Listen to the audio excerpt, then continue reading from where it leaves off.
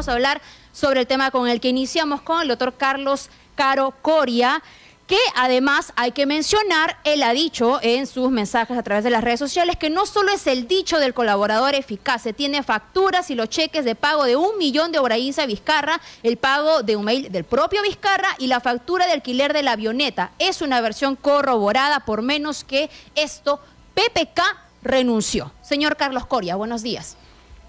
¿Qué tal? Buenos días. Carlos, ¿cómo estás? Bueno, hemos leído su mensaje y nos gustaría conocer el impacto que usted puede, no sé, merituar en torno a lo que ha resultado sobre el gobierno del presidente Martín Vizcarra. Fíjese, acá se habla de una expresión que no es tan correcta en la legislación procesal, que era de aspirante a colaborador eficaz, como una forma de quitarle un poco de peso, un poco de valor a la versión del colaborador. El colaborador eficaz no es desde que le asignan un código.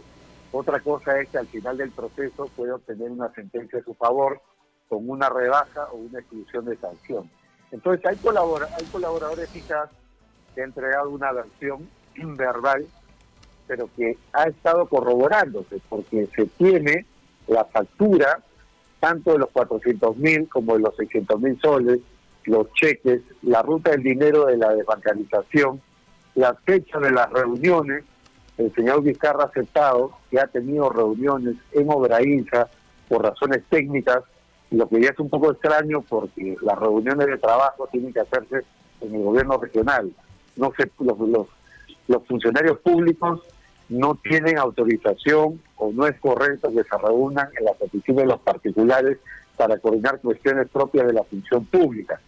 Por otro lado, está la factura de la avioneta, están los correos electrónicos, el vuelo se ha realizado, el servicio se ha efectuado, Obrainsa ha pagado. Es decir, no es solamente el dicho del colaborador, no es que estamos entre el dicho del colaborador y el dicho del presidente Vizcarra, dicen te di, no te di. Es un tema que va, digamos, acercándose o cerrándose el círculo con la información que se tiene. Recordemos que en el caso Humala y Heredia, por ejemplo, la famosa entrega de los 4 millones solamente tiene una versión, es la versión del señor Barata y la versión contraria del señor Humala, la señora Heredia, desde luego. ¿Y por qué se dictaron prisiones preventivas o por qué se ha iniciado todo el proceso?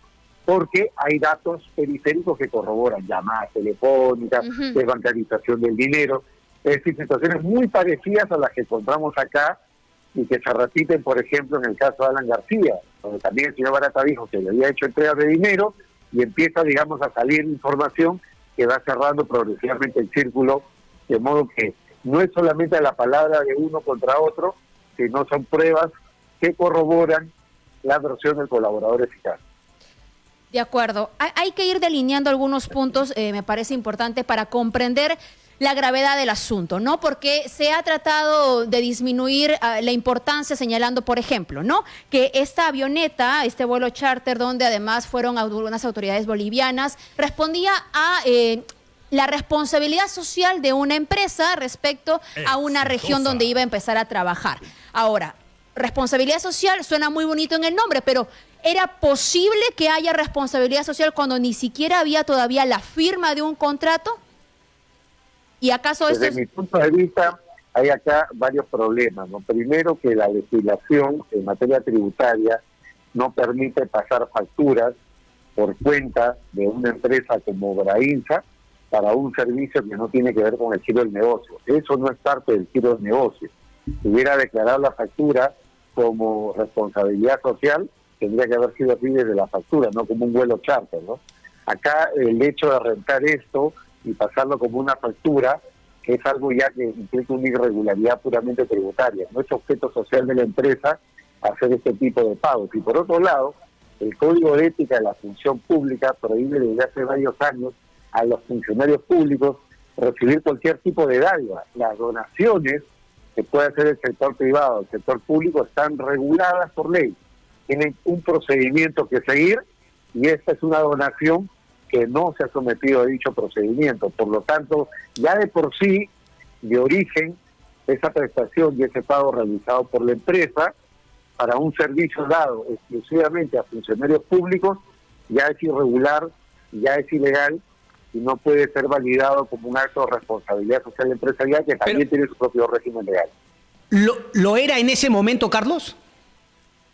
Sin duda, hay que recordar que el 2013. Código de Ética de la Función Pública, claro, el Código de Ética de la Función Pública tiene más de 15 años, ¿no?, de existencia. Entonces, hay ya mucha regulación que prohíbe en general a los funcionarios públicos recibir cualquier tipo de dádiva del sector privado, y la legislación en materia de donaciones del sector privado, del sector público, existe desde hace más de 20 años en Perú.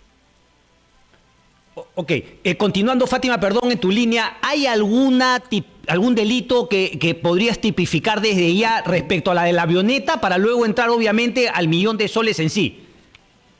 Claro, si estamos hablando de una contraprestación, de un simple, digamos, una simple dádiva, que es lo que ha sucedido acá, equivalente a algunos miles de soles, esa sola dádiva de por sí no es un delito, es una infracción administrativa, pero calzaría con un delito en la versión del colaborador eficaz. Si la versión del colaborador eficaz se confirma, significa que el pago de la avioneta ha sido parte, el cachito que faltaba por encima del millón, para completar el pago que habría pedido el presidente Vizcarra cuando era presidente regional de Moquegua, para favorecer a esta empresa en una licitación pública. Y otra... Entonces, ahí esto adquiriría el sentido de un acto de cohecho con colusión desleal. Sí, porque, doctor, también yo me quedé sorprendida de que finalmente sea el mismo gobernador regional quien hace el trámite mediante su correo, ¿no? Y ya sea institucional, pero él mismo, ¿no? Si fuera tan, institucional todo el tema, ¿no? El acordar este viaje con autoridades bolivianas, porque finalmente esto iba a contribuir a la región en total, ¿por qué hacerlo él como autoridad cuando lo regular suele ser en todo caso que ayude en el trámite la secretaria, un asistente y demás? Sí, claro, hay varias preguntas de por medio, ¿no? Por ejemplo, ¿en qué otros casos un gobernador regional, y específicamente el gobierno de Moquegua, ha aceptado este tipo de dádivas provenientes de particulares? Por otro lado, si siempre el presidente regional, en ese entonces, señor Vizcarra, gestionaba directamente sus viajes, ¿no? Digamos, cuando empieza a acercarse la información y empiezan a salir posibles contradicciones, es que va cobrando más sentido el dicho del colaborador eficaz, y creo que esa es la labor que tiene por delante la Fiscalía. Buen punto.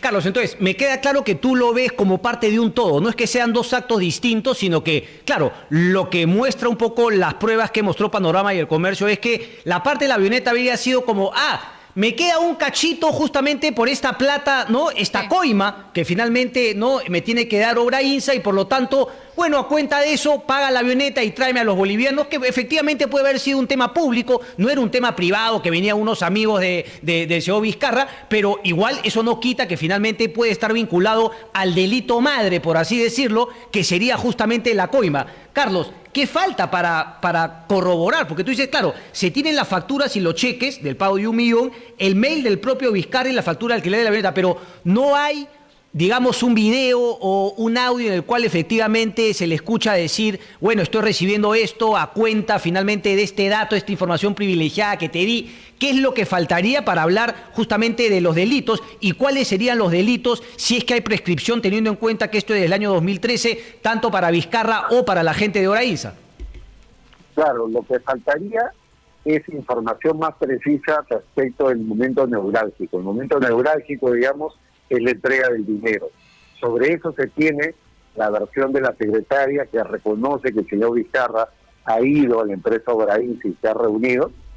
Está la versión del propio colaborador eficaz, que es el que se ha reunido y habría entregado el dinero. Y por otro lado, se tienen llamadas telefónicas de coordinación.